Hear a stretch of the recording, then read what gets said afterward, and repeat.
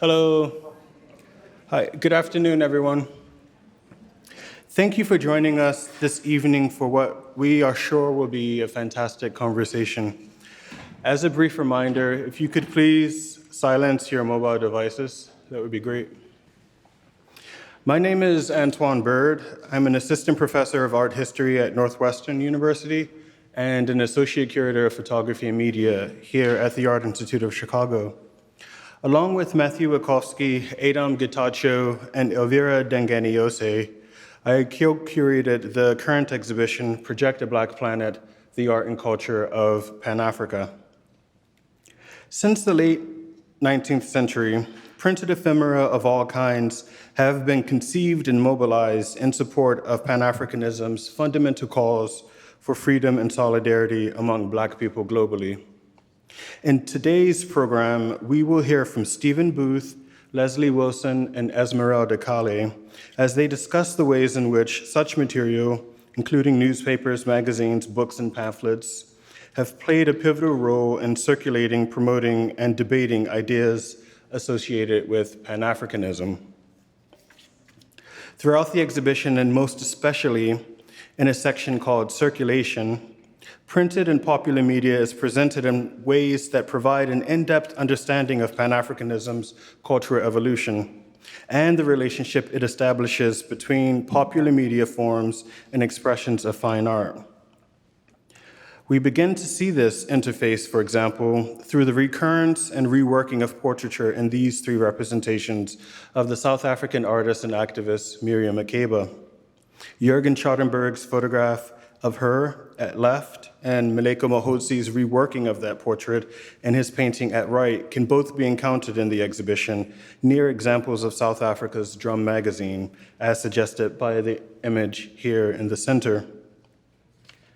Elsewhere in the exhibition, publications like Senegal's Bingo magazine appear in close proximity to drawings from artist Colleen Smith's Human Reading List 3.0, and both appear in close proximity to copies of Ebony magazine, a publication especially familiar to Chicagoans.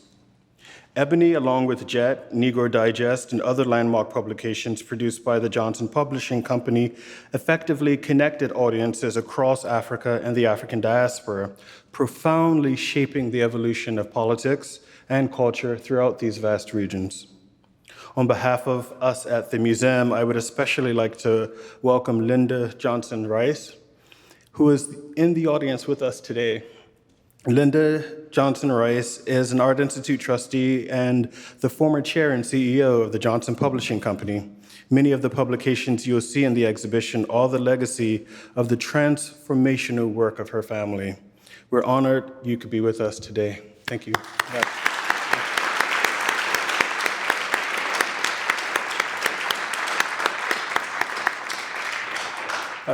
Trustees Denise Gardner and Anita Blanchard are also with us tonight. Denise, Anita, and Linda, thank you for your support of this exhibition and your ongoing leadership at the museum. Thank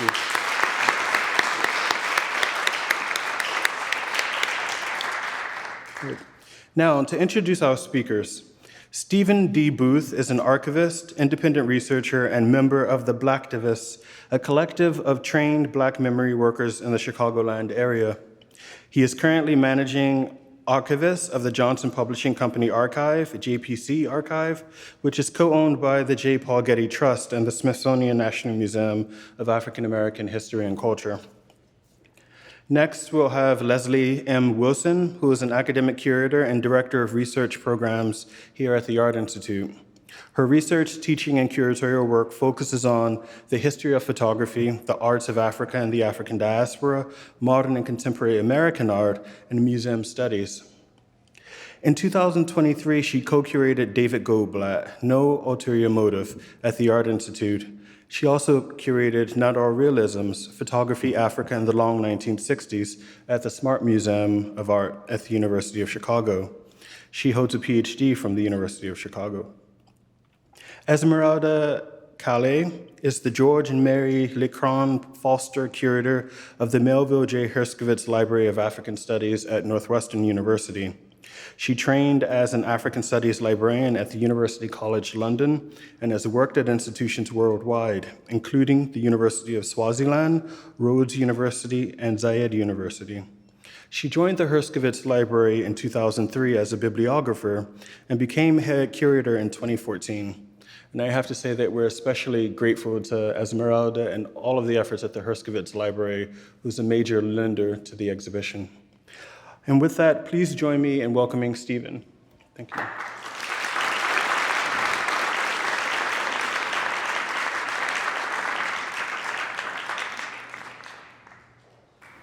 Thank you. Good evening, everyone.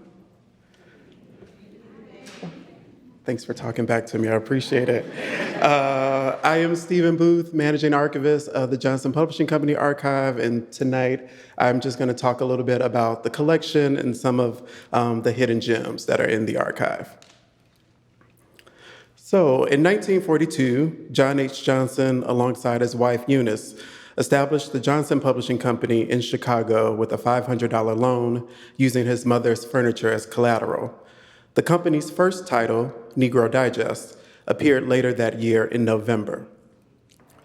Following the relative success of this all-print magazine, JPC began publishing their flagship magazines starting in November of 1945 with Ebony, a monthly publication that featured elaborate photographic spreads and in-depth stories, followed by Jet in November of 1951, a weekly pocket-sized magazine that delivered concise news, entertainment, and lifestyle coverage. Over several decades, JPC built an impressive portfolio reaching Black readers across the United States and in 40 foreign countries. Their publications expanded beyond Ebony and Jet to include specialized magazines like Tan Confessions, Black World, Ebony Jr., and Ebony Man, each serving targeted audiences. While each magazine maintained its distinct format and editorial approach, they shared Johnson's founding vision of providing accurate, timely reporting of Black experiences throughout the world. Both Ebony and Jet magazines served as vital platforms that introduced readers to Pan-Africanism through their extensive coverage of independence movements, cultural festivals, and diplomatic exchanges across the diaspora. Their coverage of Black leaders, performers, and political developments helped bridge understanding between African and African American communities. As JPC expanded its international reach, it launched two ambitious but short-lived ventures. Starting in March of 1964, JPC publishes Ebony Africa, which reached 11 African nations with stories about independence, leadership, and development. In its inaugural issue, Mr. Johnson wrote, "Ebony Africa does not presume to take the place of any African publication, nor does it pretend to speak for the African people. Its purpose is to foster a better understanding between the peoples of America and those of Africa by providing a media for direct dialogue, to exchange ideas and techniques, to share mutual achievements, common problems and objectives, and to advance the cause of freedom and equality among all men everywhere." He goes on to say, "The struggle for the complete independence of the African and the struggle for the full equality of the American Negro are one. With freedom comes an end to 4 centuries of isolation. With freedom comes the need and the desire for the two groups to communicate." Through Carolyn Dennis's research on the growth and development of JPC in the 1970s, we learned that despite achieving strong circulation and advertising revenue, the magazine's journey would prove surprisingly brief, lasting only 7 months before closing. The challenges that led to its closure were primarily political rather than financial. Newly independent African nations demanded clear allegiances from publications, thus rejecting Ebony Africa's attempt at neutrality. The magazine also faced criticism for appearing too pro-American and struggled with balanced coverage across the different nations. Additionally, its portrayal of affluence drew objections from poverty-stricken regions, while many African leaders resisted working with its female managing editor, Arabelle Thompson.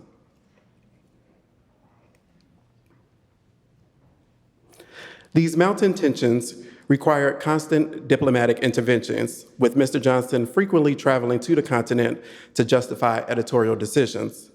The situation also strained JPC's executive resources as staff were diverted from their domestic Ebony operations. Despite its financial success, JPC chose to end the publication in September of 1964 rather than risk future political complications.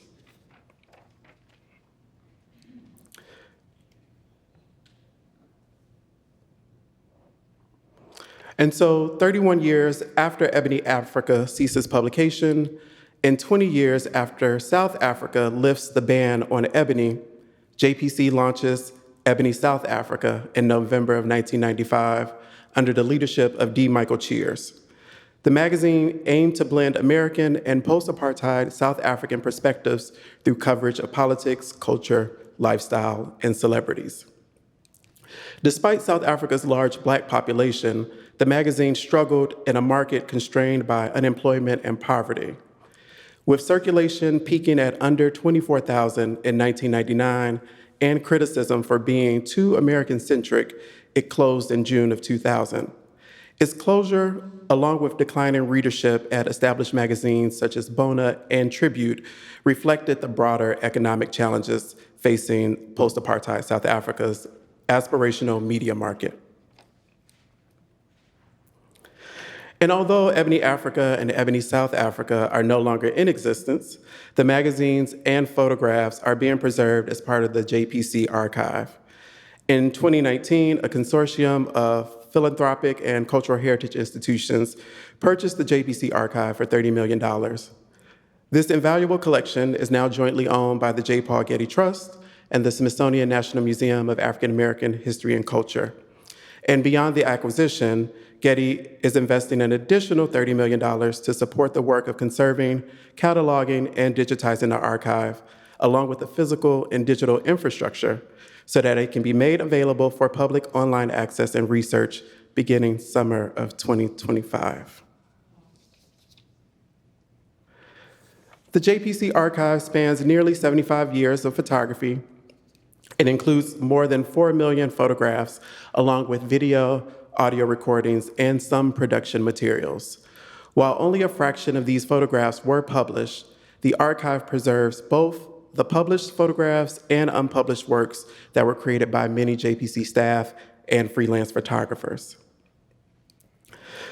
The JPC archive represents both a comprehensive photo library and a record of the company's editorial practices.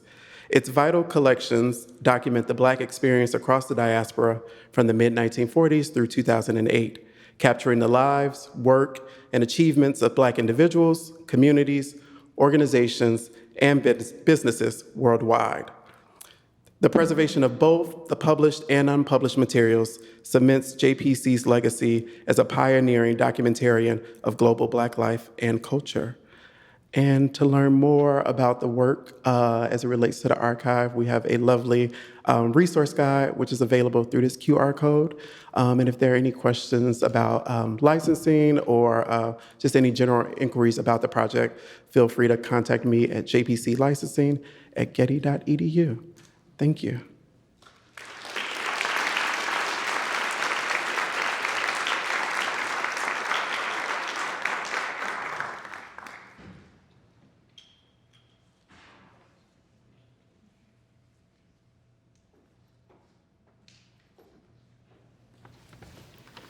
All right. Good evening, everyone.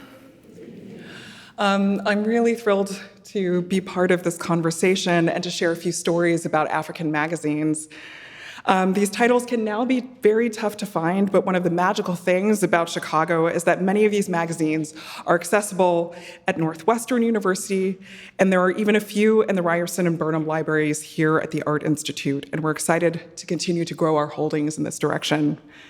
To that end, I thank my research center colleagues, especially Tina Mead, Abigail Adams and Christine Fabian, who have helped me work with these very delicate issues of drum in our collection. And I thank Esmeralda Kale at Northwestern's Herskovits Library of African Studies for not only helping me find things over the years, but for also being such a wonderful thought partner. She would be absolutely, totally justified in being scared by my enthusiasm. But instead, she and her colleagues, Jean Candenberg, Crystal Martin, and Susan Russig, continue to support my rooting around in the collection and sharing notes about what I'm finding, so thank you. My focus this evening are the magazines Drum and Bingo. In their first 2 decades, the 1950s and 1960s. This was a time of great energy and creativity in these publications amidst major political transformations in Africa, as many African nations gained their independence or entered new phases of struggle towards new political futures. In the poster on the left, for the February 1955 issue of Drum, a publication based in Johannesburg, South Africa, 2 dancers appear suspended in the air, their arms outstretched, as if bursting forth from the page above the phrase, "The sky is the limit." As you look at a page like this, I hope you'll conjure up, or maybe seek out later, the sounds of musicians like Hugh Masekela, Miriam Makeba, Dali Ratebe, who was also a favorite cover girl for the magazine, or Todd Matshikiza, someone who did double duty as a popular jazz musician and as a member of that magazine's editorial staff. On the right, the cover of the November 1955 issue of Bingo, a publication based in Dakar, Senegal, on which a smiling young schoolboy points to what looks to be the exact center of the African continent. In that gesture, he models, perhaps, the magazine's own aim to keep its finger on the heart of the continent, to be a center for learning about Africa. Bingo began in early 1953, edited by the writer Ousmane Sosé Diop, published and backed financially by Paris-based Charles de Breteuil, as a magazine for French-speaking audiences in French West Africa that grew into a publication that reached across the African diaspora and around the world. Jumping ahead into the 1960s, Bingo would cover everything from the first World Festival of Black Art hosted in Dakar in 1966. It would feature the South African singer Miriam Makeba, ask the question, where was Black African culture going? And it would join the Black world, Le Monde Noir, in mourning following the assassination of Dr. Martin Luther King Jr. Despite their differences, one Anglophone, one Francophone, one produced at the southern edge of the continent, the other on its western coast, one resisting the growing entrenchment of racially segregationist policies, the other at the precipice of national independence. These publications share an orientation toward Black urban populations with global reach, asserting the personalities of their editorial teams, contributors, and readers to forge connections across the African diaspora. The new wave of research into this area is really exciting, and I'll mention just a few names. Jennifer Bjork and her exploration of decolonial imagination, Siti Jaji and her work on media literacy, and Imani Roach and her examination of authorship and networks of production are just some of the really wonderful voices energizing this field of study. And towards the diasporic connections that their work importantly addresses, I'm showing you this December 1958 issue of Bingo featuring Célestine Voisin-Coulibaly on its cover, who had just become the first woman to serve as a government minister in what was then Upper Volta and is now the independent nation of Burkina Faso. In that issue, we can find an article about the visit of the former education minister in Senegal, Monsieur Mbao, to Chicago. On the invitation of the American government, Monsieur Mbao met with the staff of Ebony magazine at the Johnson Publishing headquarters. The story suggests the direct exchanges between these publishing enterprises, as well as the ways that magazines like Ebony were seen as crucial models and conduits for sharing stories about Black people around the globe, having launched in the early 1940s. Drum and Bingo also spoke directly to one another, as we could see in a letter to the editor in the January 1956 issue of Drum, which you see in close-up on the right. Drum, we send you fraternal greetings. Our magazine, Bingo, which is for French-speaking Africans, published a picture of the drum staff recently, and in exchange, we wish you would publish this photograph of Mademoiselle Yolande Trauma. She was posing with Bingo for the photographer, Moussa Sako. As you can see, Drum eagerly agreed. After all, it looked much like the kind of photograph that it would put on its cover. Drum followed up the photograph's inclusion, however, with a request of its own. Plaisir, Monsieur Bingo. Now would say we exchange the whole drum staff for Mademoiselle Yolande. Beyond demonstrating some casual sexism, the exchange between these two magazines suggests the far-reaching ambitions and success of both publications to cultivate wide-ranging audiences. And in fact, that photograph of Trauma made on the beach at Cannes, France, first appeared in a September 1955 issue of Bingo. In that context, not only was Trauma holding up an issue of Bingo, but in a photograph to her right, one of Drum's popular cover girls, Priscilla Mtimkulu, lays poolside at Huddleston Bath in Soweto's Orlando West. Mtimkulu flips through the pages of Drum while a row of young men ogle her. In each instance, from the French seaside to a pool in a South African township, the magazines present the young women as both the ideal promoters and consumers of these publications. Beyond bathing beauties, though, there were many amis de Bingo, friends of Bingo, as these pages indicate. And Bingo's readers, their lecteurs, and subscribers, their abonnes, were invited to submit their personal photographs to the magazine to be published. In these sections, the terms lecteur, readers, and abonne subscribers were used somewhat interchangeably, but these distinct terms mark an important aspect of magazine culture. One need not be a subscriber to be a reader. Anyone could flip through a magazine at a newsstand, in a barbershop, or in a cafe and not necessarily pay for it. You might crowd around an issue with a couple of friends to read a story. The publications could be collector's items, but they might just as readily be sliced up by a pair of scissors, transformed into a poster on a wall or a collage. If you were done reading, you might leave it behind, give it to someone else, or throw it away. These once profoundly democratic objects that you could find circulating all over are now quite rare and fragile, but they are so, so important. They show us the ways that readers hoped to be seen, the editorial staff's sensibilities in selection and display, and how many people sought very public audiences for their personal studio photographs. So pages like these were also invitations to be a consistent reader and even a subscriber, so that you might find yourself lucky enough to have your own photograph printed on its pages. Even more than that, these kinds of magazine layouts offered opportunities for readers' portraits to appear adjacent to those of government leaders and celebrities.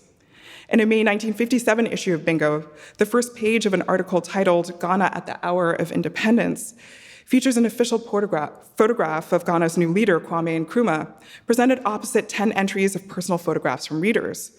In this spread, friends, performers, young families, the owner of a bar, and members of the military hailing from everywhere from Dimbokro to Conakry to Casablanca share space with the head of state. Drum also ran a similar feature with their pen pal pics, which focus more on a direct appeal from individuals to talk to readers. It's a lot of man in Cape Town would really like to talk to ladies. But still, the idea of connecting with the transnational world of readers was central to these kinds of efforts. And these approaches were shaped by the great appeal of these picture-driven magazines. Drum started life in Cape Town under the name The African Drum, a print publication directed at Black audiences with a somewhat moralizing tone, or quite moralizing tone. Shortly after, when the white financier Jim Bailey took over the reins following a split from the publication's founder and editor, Bob Crisp, Bailey ushered in a new vision for appealing to South Africa's growing urban Black populations, employing an edgy mix of talents and personalities. Here I'm showing the 3 issues of Drum, all from 1957, that are now in the collection here of the Ryerson and Burnham libraries. Issues that were owned by Jürgen Schadeberg, Drum's influential photo editor, and we're very grateful to Claudia Schadeberg for all of her help in making that acquisition possible. Drum was notable for its racially mixed staff, who you can see hamming it up in this photograph. Many Black photographers in the 50s and 60s, including Peter Magubane and Ernest Cole, launched their careers at the magazine. Although starting Drum as a South African publication, Bailey hoped to make it the Life magazine of Africa. He launched Nigerian, Ghanaian, and East African editions, which included work by photographers such as James Barner and Christian Bagbo, and voices like that of Henry Khumalo, Drum's first reporter, often referred to simply as Mr. Drum.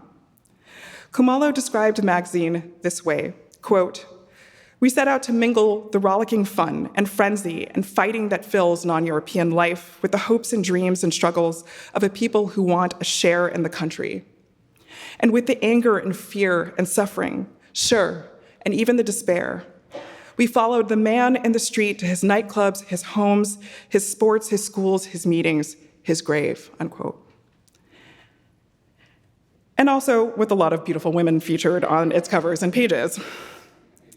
Here by 1956, you can see an article about the publication's growth to be the biggest selling magazine in Africa, featuring a view of the Drum office, a map showing that it had grown to cover major areas of Southern, West, and East Africa, a cover of the original publication, The African Drum, which sets up a meeting together of urban and rural African personalities, and an image from a story of social concern about the treatment of farm laborers.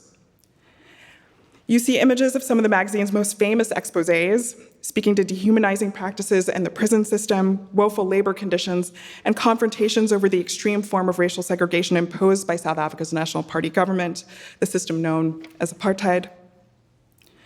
It covered sports stars, love stories, and gritty detective fiction.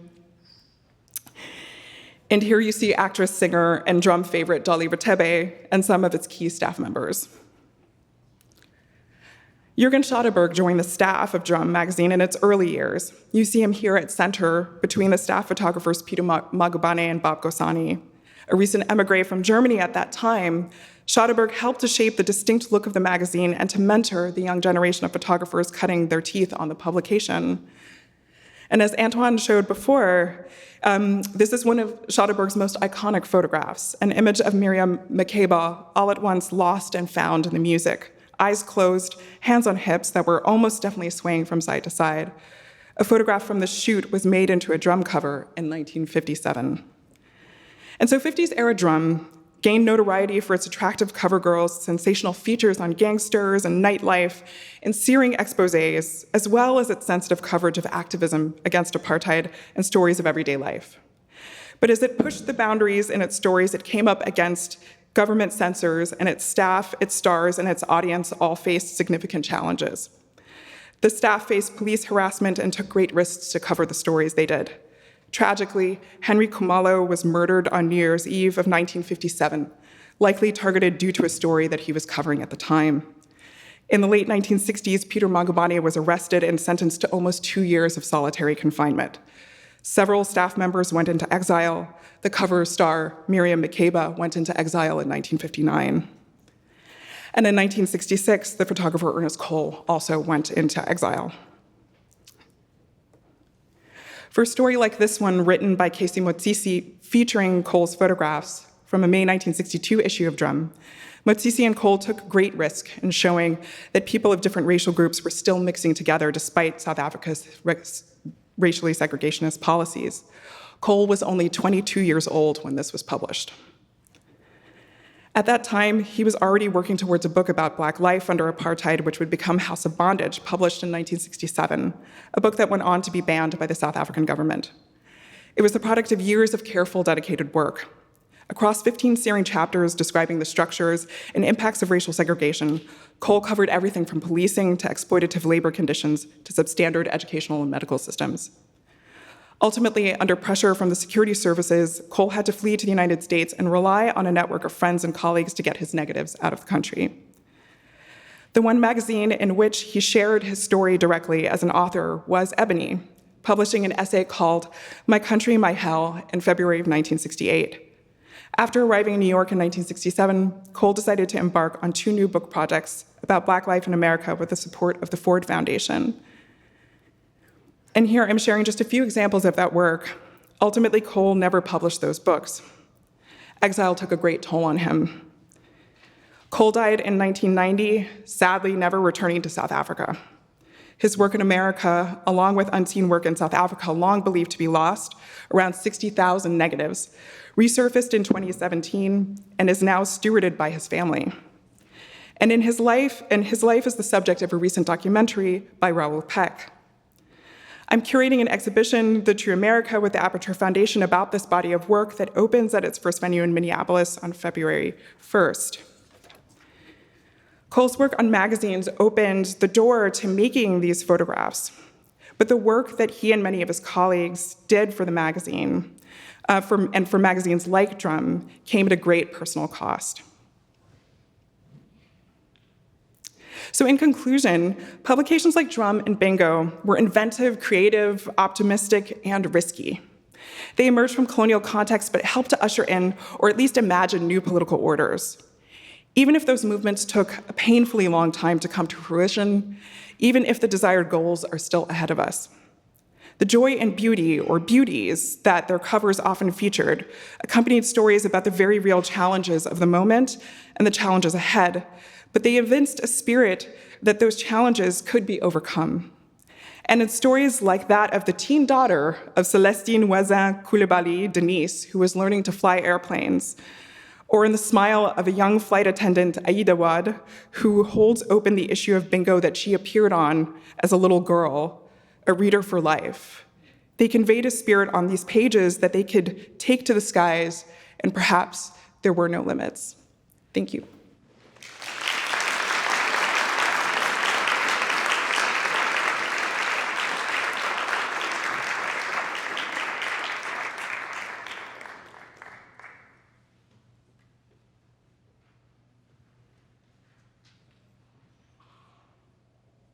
Good evening. It's such a pleasure to be here with you today. I'd like to talk to you about the Herskovits Library. How we came to be one of the best collections in the world that focuses on African studies, and how that collection is housed in Evanston at Northwestern University Libraries. Herskovits Library is named after Melville J. Herskovits, an anthropologist who came to Northwestern in 1927, a graduate of Columbia University, a student of Franz Boas. He was recruited, headhunted by Northwestern specifically to open the Department of Anthropology. Herskovits' dissertation, titled The Cattle Complex in East Africa, investigated theories of power and authority in Africa.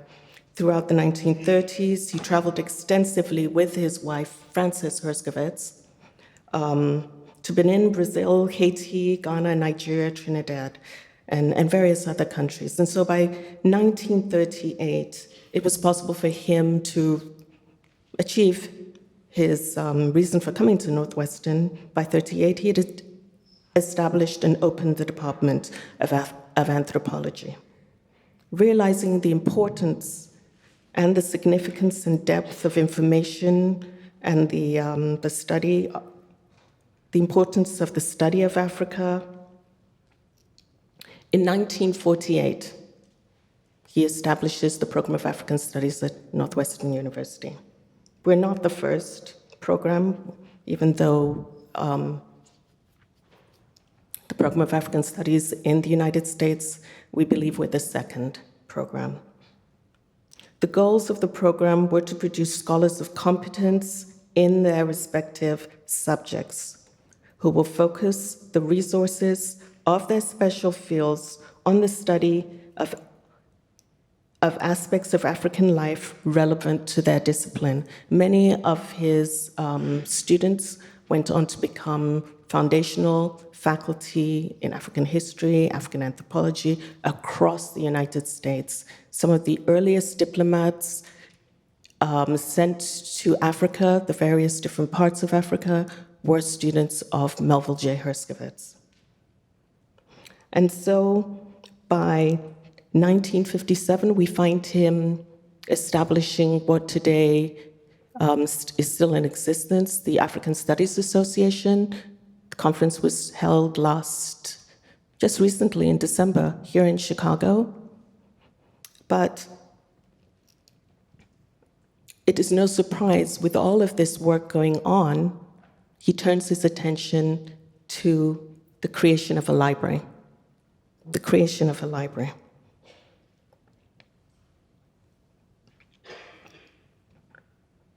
For this new discipline that is African studies. This is our reading room, this is our reference area, this is where, if you visit us in the Herskovits Library, this is where you'll probably arrive. It is so much more than that. It's a meeting area, it's a place where we hold performances, lectures, and so much more. We moved into this space in 1970. The library itself was created in 1954, when Herskovits sat down to write some of the most important grants that really established this connection. We span 2 floors, or 2 towers, let me say 2 towers. 5 East, which is where we live, the staff of the Herskovits Library, and 5 South, which is wholly and solely our collections. But I will say that the Herskovits Library, despite the fact that it lives in these 2 locations, can be found all over the University Library. I always say that we have colonized that building, and it's true. Newspapers on the 1st floor, documentary film of other sorts on the 2nd floor. I mean, as you make your way up the building and throughout the building, you will find Herskovits materials everywhere. Our collection exceeds the spaces that we occupy within this building. And so much of it, I would say about 1/3 of it, if not more, is at a remote location from which materials can be requested within 24 to 48 hours. The collection comes from the continent of Africa and other parts of the world. It reflects Africa's past and present in languages spoken on the continent of Africa, the African languages, but also the languages that reflect our colonial past and history. Quite often we're asked, do we provide translation services? And the answer is no. We don't translate anything. We encourage students to learn languages. We encourage students to learn languages, learn the language of the original text, Swahili, Igbo, French, Italian, German, whatever, but no translation is going on here. We collect in all subjects except agriculture, and oddly or strangely enough, we don't collect African music, which was very much a disappointment to me when I first arrived at Northwestern, because I think music is so much a part of life. You know where you are based on the music you heard. You can pinpoint periods in time based on where you have lived. Anyway, we do collect publications about African music, but we don't collect the music.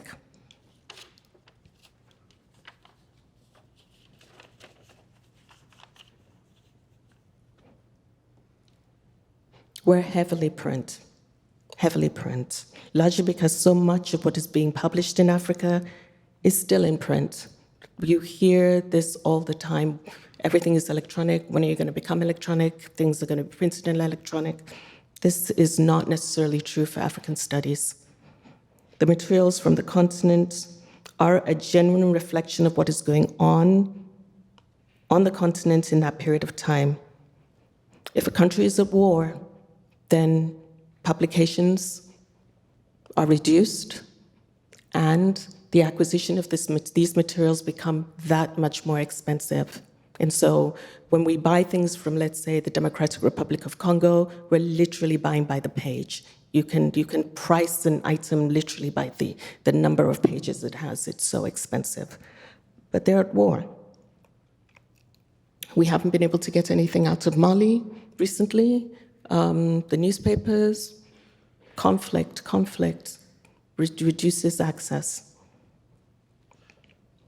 Southern Africa is heavily digitized, but they are also economically sound. This is what the collection represents. And so what you can see here are the books on our open shelves. Our collection is open to the public. It's open to the public and for researchers from anywhere in the world. You can see you can see some of the materials on the shelf have one color. So the image over there where you see two shelves of materials in red is usually a long-run serial, the sort of thing Leslie consulted for her work, right? Because we bind our serials, and things coming from that time period are probably in that area or look very much like that. You can see the long runs. The collection is 70 years old. Most of it is open to the public. Along the periphery, we have what we call the vertical file. Some 300 drawers of materials that have yet to be cataloged and processed. They're brought together by country, and then within each country by the department or body of publication. So much of the material that relates to the 80s to the 60s, 70s, and 80s, and even before then, are found in these drawers. Government publications, materials from NGOs are housed in here. And so for anyone coming to do research within the Herskovits Library, I always say you cannot just look in the catalog. You have to come in, you have to consult, you have to ask questions, and then we can guide you, because you just never know. You never know what's in there, in these drawers. We are always surprised, excited, and amazed to see what people find in our collections. This is just an example of one drawer that relates to Ghana.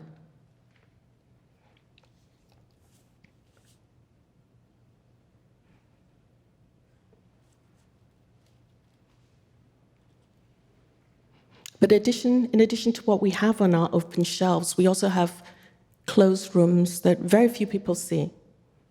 And within those closed rooms, we have amazing collections. Some of them listed, well, we hope most of them listed on our webpage. This is an example of our manuscript collection. We have a 5,000 item collection of manuscripts from Nigeria, the largest collection of manuscripts out of Nigeria in this part of the world. In Hausa, Fulfulde, and other African languages, these scripts, these languages are written in the Arabic script. These manuscripts have been cataloged, and we get numerous queries from researchers all over the world who are interested in their contents. Quite often when you hear the word manuscript, people are thinking Islam and religion, but there are wonderful examples of poetry in there, jurisprudence, recipes, all sorts of different things, astrology, astronomy, and physics. We, as I said, have cataloged all of these, and we are in the process of digitizing them. And so anything you see in a gray box on its side is actually something that has been treated, deacidified, placed into a stable condition, and has been digitized. Quite often, one bound folder, the orange folder that you see up there, can have several manuscripts within them. And a manuscript consists of 1 page or 100 pages or more. And along the spines of them, we have labeled the number and the different numbers. So the one up at the very top on the right-hand side, you can see has several different numbers along its spine. And those are the numbers that are within the number of different manuscripts within that volume. They're not bound, they're individual leaves of paper. This is an example of what a manuscript looks like from the 19th and 20th century.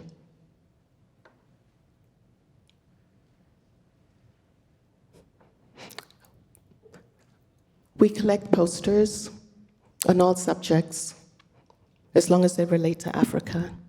These ones are travel posters, but we have things related to health campaigns in the different African countries, book signings, book launches, elections, anything that is out there.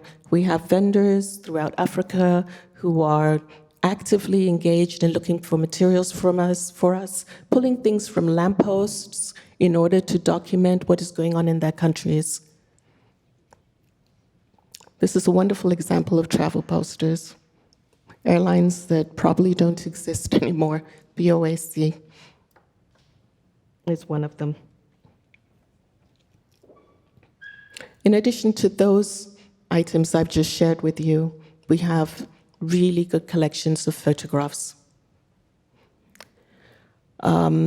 I must say that we also have a wonderful preservation conservation team that really rehouse most of our work. So what you see here are photographs that have been rehoused by our preservation conservation team. These are acid-free boxes. You can see up there that this room is being monitored at all time for humidity and various other things. On the left-hand side is the Duckworth collection of photographs from Nigeria. What we did was we acquired the entire collection, the entire archive of images for Nigeria Magazine, E.H. Duckworth. Nigeria Magazine documents Nigeria at the cusp of independence. So from the 1930s up until just past the 1970s, what you have is a magazine that is trying to unite Nigeria. We have all of the images that went into the magazine, and then we have the images that didn't make it into the magazine. And because we were in existence back then, we also have the complete run of the magazine, which boggles the mind. On the other side, further away, we have the Winterton collection of East African photographs, 1860 to 1960, documenting the development of East Africa, the entire Swahili coast. If you want to see how roads were built, how Europeans settled in various parts of East Africa, it's all documented there. We have 75 albums, close to 7,000 images. The collections in this room have been digitized, completely digitized. This is just an example of royalty from the Duckworth collection and also from the Winterton collection. Our digital collections are freely available online. Since so much of our collections come from Africa, we don't charge for anybody using them unless we have to reformat them. They're freely available. Actually, not even reformat. We charge only if they have to be scanned. We get a lot of requests for this. People doing research on their ancestors, but in addition to that, people publishing books. Duckworth was known for training photographers in Nigeria. And so this publication that started in the 1930s, went on to the 1970s, has the footprint of many young Nigerian photographers.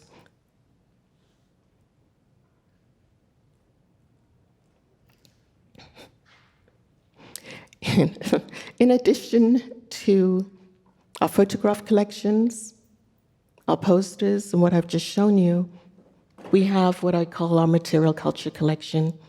This is just half of a room of some of the items we have in that fall into this category. I always say that the Herskovits Library is not a museum. It's very much a library, but we do collect things that add layers to the materials on our shelves. And so within this room, we have all sorts of different objects. Let me just show you what lives there. We collect fabric.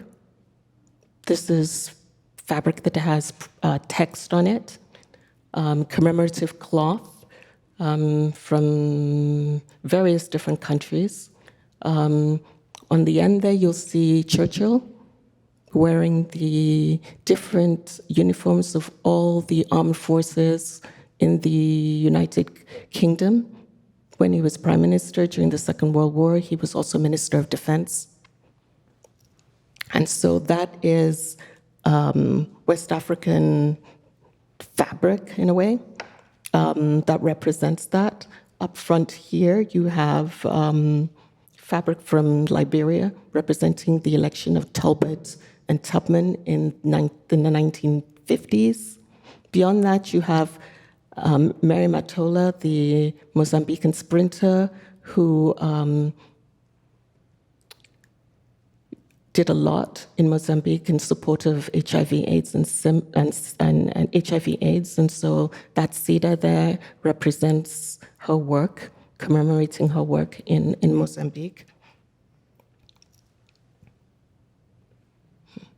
But in addition to our fabric, we also collect objects, and I thought it would be nice to show you something from the exhibit.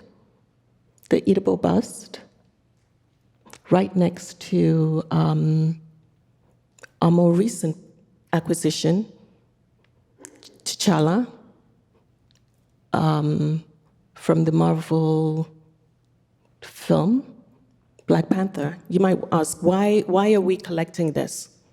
Why? Well, Wakanda is a fictional African country. It is. And it is a wonderful opening point, a point of conversation for young people in the high schools who are very curious about Africa. Where is that dress from? What language are they speaking? What country is that? A wonderful jumping off point. It allows us to then start talking about the mineral wealth of Africa, the true size of Africa, the different clothing that Africans wear, and the different scripts and languages spoken throughout Africa. We're 70 years old. We turned 70 last year. It's amazing to think that we're still in existence so much later, after the passing of Melville J. Herskovits. It's amazing to think that we're still relevant and that we receive visitors from all over the world. Thank you so much for allowing me to share my collection with you this evening.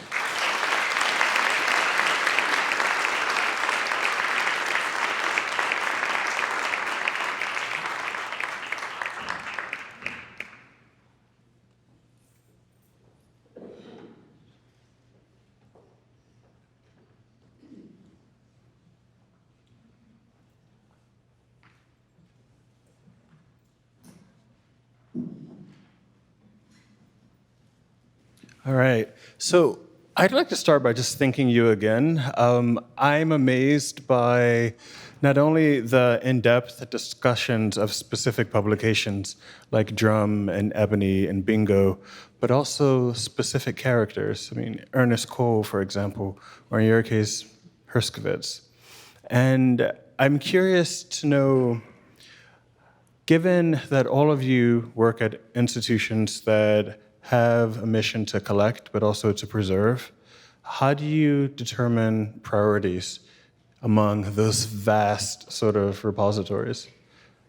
Is it specific to the number of requests that come in, or Does it depend on the fragility of certain objects? I'm just curious. I mean, I'll say that, so much, and this actually goes to Herskovits, is shaped by the people who are there at a given moment, right? Like the expertise that's in the room.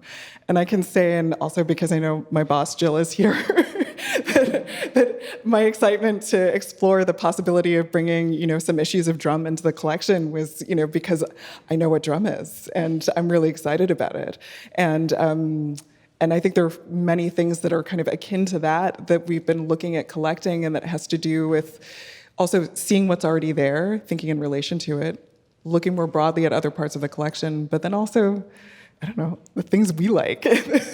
and I think we'd be lying if some of those personal elements, like if we deny that those personal elements really do shape the priorities that exist inside of an institution. Well, I think for me, very often when I acquire something,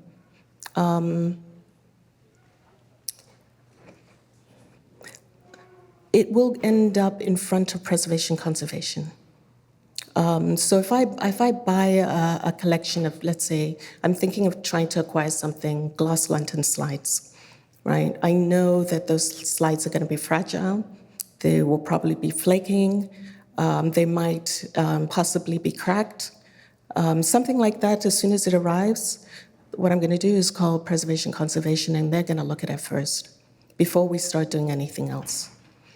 Once they have maybe possibly figured out what they're going to do, we'll catalog that item.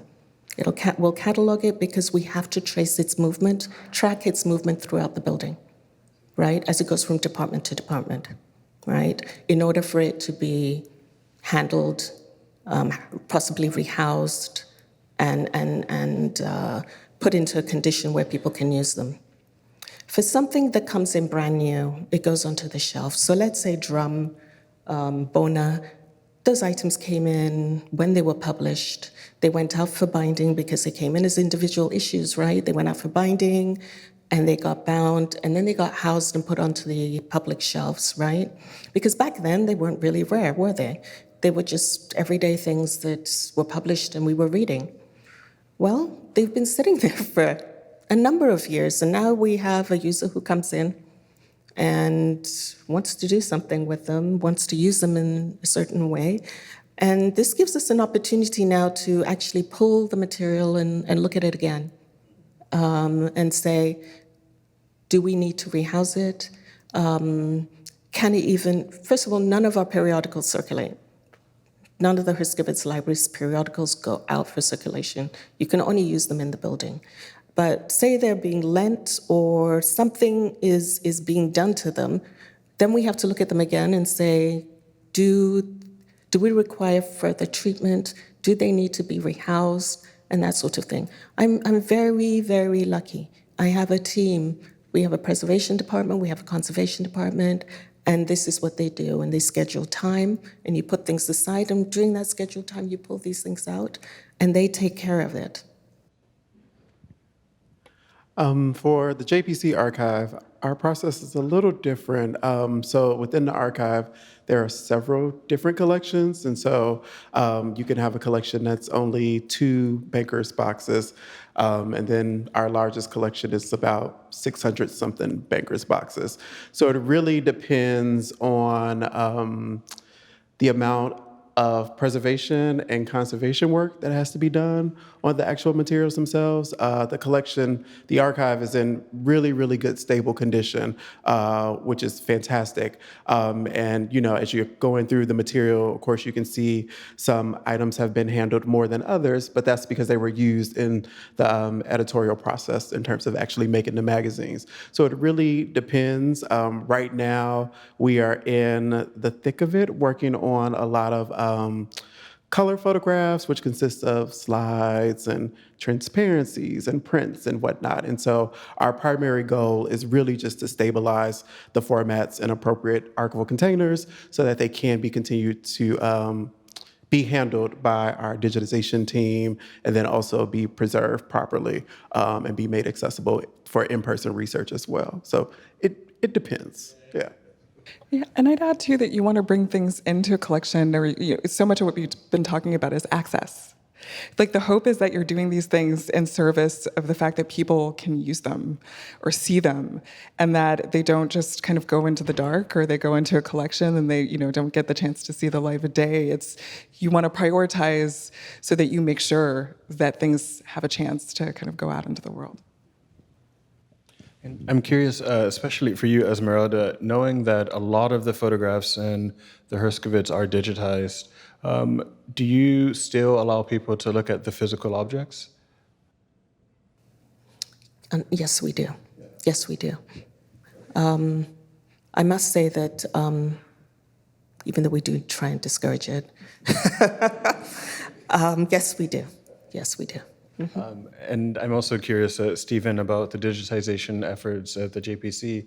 Is it a kind of preservation motivation behind digitization, or is it more for accessibility, or both? It's actually both. We're prioritizing both. So the primary purpose is access, but now we have this great opportunity to also do digital preservation on the actual scanned assets as well. So it's both. And for you, Leslie, I know that we've had numerous conversations about the fragility of a lot of the objects that are in the Ryerson Library, but also that are relevant to your research, and Drum Magazine in particular. And I'm just wondering, has digital access enabled you to discover things that you might not otherwise be able to because of that fragility? Oh, it helps so much. I mean, I think you really couldn't see it on the kind of images I made, but beyond the edge of those closely cropped images of drum are often like little bits of paper because they shed. And they shed every time you open them up because they were, the kind of paper that was used, it's become super brittle. So every time you feel like you're, and so in order to look at the issues that we have, I was kind of in books conservation here and in dialogue and turning pages very carefully, like with a spatula. So there, it's nothing like what the experience was of like looking at them originally in that sense that, they could be flung wherever. But, for Jürgen Schotteberg, we collected the 3 kind of last magazines that he still had in his possession, right? He was the photo editor of Drum. And I think, I don't know for sure, but I think part of it is also that like they crumbled. And so, kind of really trying to hold on to them and understand what they were. I think there's some issues that are just really hard to get your hands on. So yeah, the care of these is really important. And, but they're really incredible to see in person. So if you can. Well, I would say to everyone here in the audience, if you're interested in seeing some of the materials or examples of materials discussed by the 3 presenters today, please go and check out the exhibition, Project a Black Planet, The Art and Culture of Pan-Africa. In the center of the show, there are 6 massive vitrines that include printed materials from the 1920s all the way up to yesterday. So yeah, if you haven't seen the show already, I encourage you to do so. I want to thank you guys so much for these incredible presentations. Please join me in thanking Leslie and Esmeralda and thank you.